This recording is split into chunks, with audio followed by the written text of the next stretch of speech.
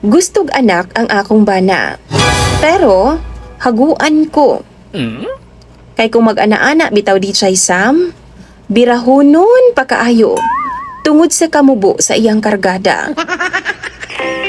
Daghan gyud kaayo tag mga experiences nga lahi-lahi gyud intawon sa kaminyoon. Usahay makatawa na lang tano? Di na to pwedeng i-share kang bisan kinsa tungod kay himuon man pud tang sumsuma na sa atong mga kaila.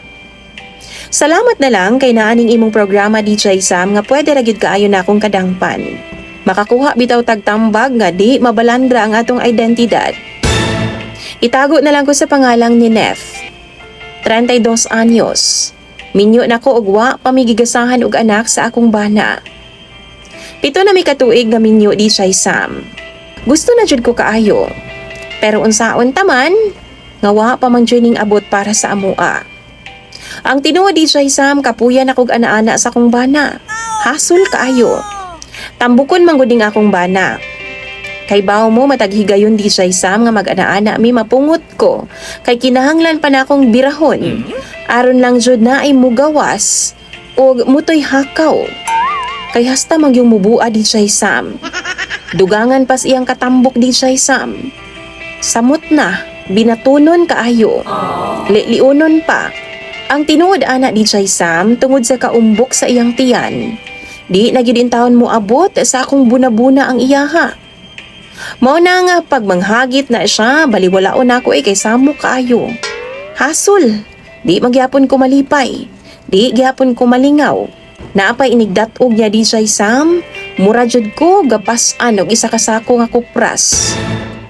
Usahay no, swerte na lang makabira siya sa ako akausa sa isa ka buwan.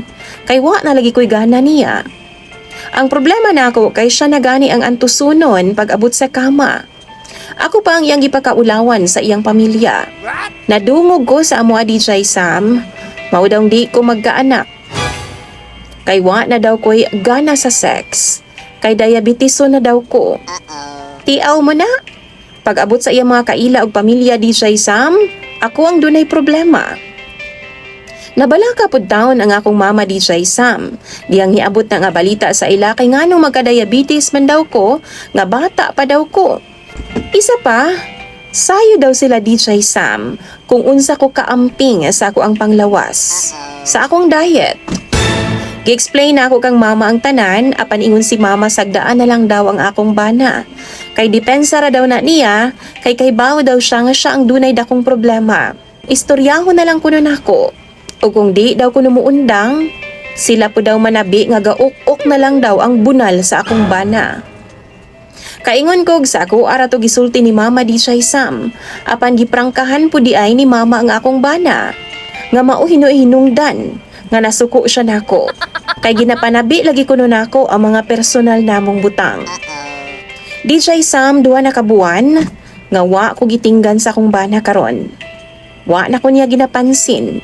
Pero gauli man gihapon siya sa amua. Suko gid siya sa kuha ay kay skandalosa daw kuno kaayo kong dako.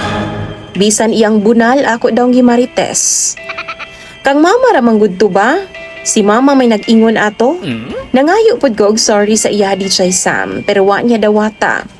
Ingon pa siya, civil na lang daw ming duha. Total, wa man po daw mi anak. Wa po daw mi ana-ana. Bisan ani akong bana di siya Sam, pero love kaayo nako ni. Nahiubos lang ko. Bisag birahono ng iyahang patuytoy di siya Sam, mas muhang pangsili lagi. Unsaon ka nako siya pagsuyo no? Palihog tambagi daw ko ninyo. Kay iwakli man gud ko niya kung ako siyang lambingon. Basahon ako na sa comment section ang inyong mga tambag. Imong sender o follower di siya Sam. Nenef.